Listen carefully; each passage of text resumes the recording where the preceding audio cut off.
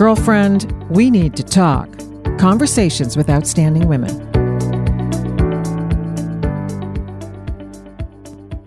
Hello again. It's Cindy. I've got Cindy Wahler. I'm Leana Delle, just in case anybody didn't know. And this is kind of an extension of a podcast that I do called Girlfriend, We Need to Talk. And I've got Cindy Wahler back. We're doing a series on how to manage and lead and cope with the changes that we're having right now with COVID-19. And Cindy is in Toronto. How are you? I'm very well. Thank you once again for having me back, Leanna. I'm really enjoying participating, and the continuity in this series is very informative and educational for your listeners. That's terrific. Yeah, it is. Absolutely. And Cindy is a leadership expert and an expert in human behavior, correct? Correct. Perfect. Who else? Who better, right? So everything you've been telling us so far has been so helpful. What I would like to talk to you about today is that there are a number of people out there right now, given the situation that we have, who are on furlough, or in Canada, it'd probably be like a temporary layoff is probably the terminology. Where there's a date when they have a tentative date for returning to work, all of a sudden they're finding themselves without income. And it's challenging for a lot of people, but a couple of things I'd like to hear your thoughts on. One is the time frame. Should people be looking for other jobs? What are your thoughts on folks going through this right now? Great topic, Leanna, because I think people are looking for some concrete advice and strategies. So first off, we probably need to think about those people who are off, whether it's, as you say, layoff or furlough, and what may be behind the scenes for some of these individuals. So if you look at a percentage of these individuals, they may have already been thinking about moving on, whether changing companies, changing careers, changing what they're doing. And although this was not in their control or not necessarily aligned with their timing, it can be a silver lining in that it's a catalyst. Most of us are afraid of change.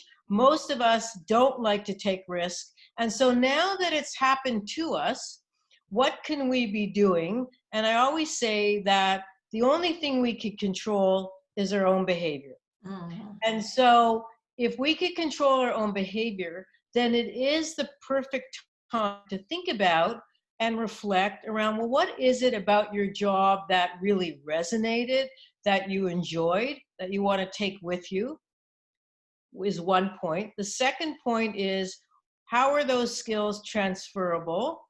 And then the third is spending time researching different industries, different companies, and thinking about how will you position your profile, your talent, when you're ready to go out there and start marketing yourself.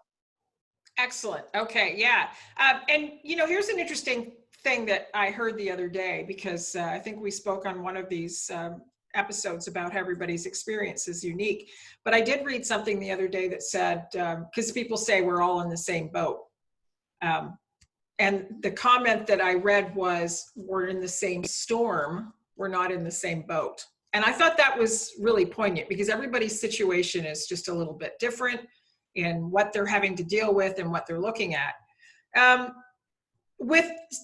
For example, if there is a tentative date for return, should people be looking, or just the ones who are looking at this as a catalyst? Should everybody be, or is there even a job market to look in right now?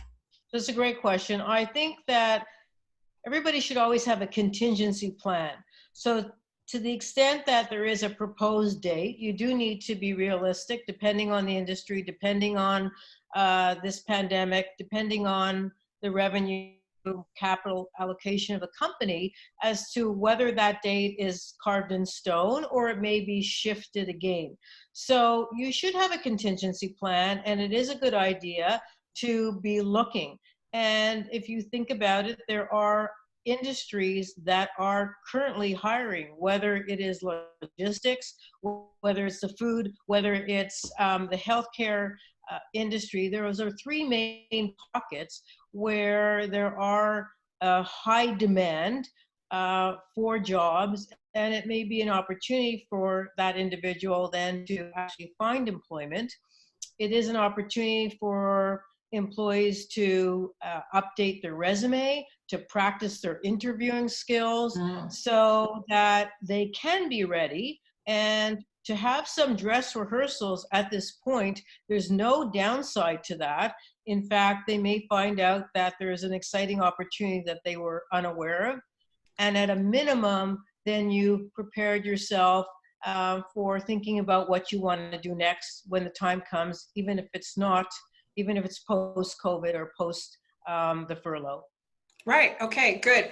And I'm also curious about your thoughts on pride at this point, because, and I say that because one article, obviously I'm doing a lot of reading right now, but one of the articles said that if you're looking, you should be looking for something that pays probably about 25% less than what you're making right now, or to ballpark between that 75% of your current wage and your full wage, instead of looking for the traditional, at least the same, if not more.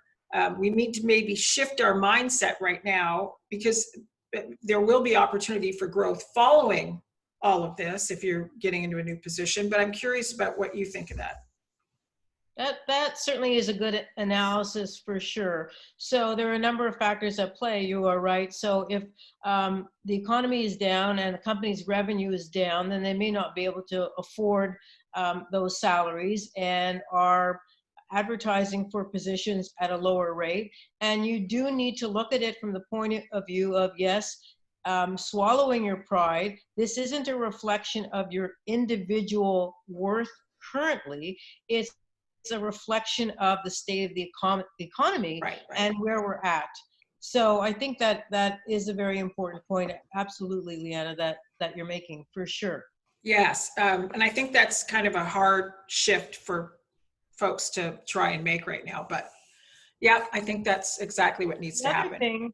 And the other thing that is important to think about is that once we return, there will be all kinds of opportunities. And the reason is that there will be employees, managers, leaders who were not necessarily thinking of retiring, but have decided to retire because this period of time has created such a level of fatigue and exhaustion that they are not going to put in the extra year or two that they plan to retire. Right, so those leaders who are not coming back because of fatigue and exhaustion, there will be a greater turnover, because we wouldn't have anticipated that they would have retired now, but because they've been through so much in terms of running the company, in terms of taking care of their employees, in terms of working excessive hours, then this will open up a market that was not necessarily there before. So we can look forward to job opportunities that have emerged actually from this crisis and from this health incident, for sure.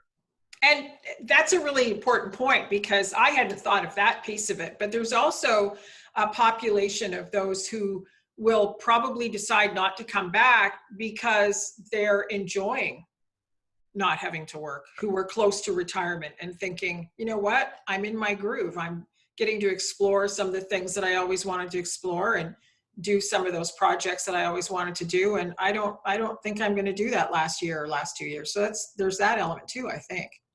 Good Absolutely. point. And you're right. That might be a very important gift that they didn't realize, that they found some pursuits, passions, playing guitar, golf, painting, whatever it might be, that excites them and is rewarding and wouldn't have happened at this point in their career. And so absolutely. So they too will be out of the job force, leaving room for new entries or re-entries of other employees while they're enjoying different pursuits. So that's a terrific point that you made, Leana.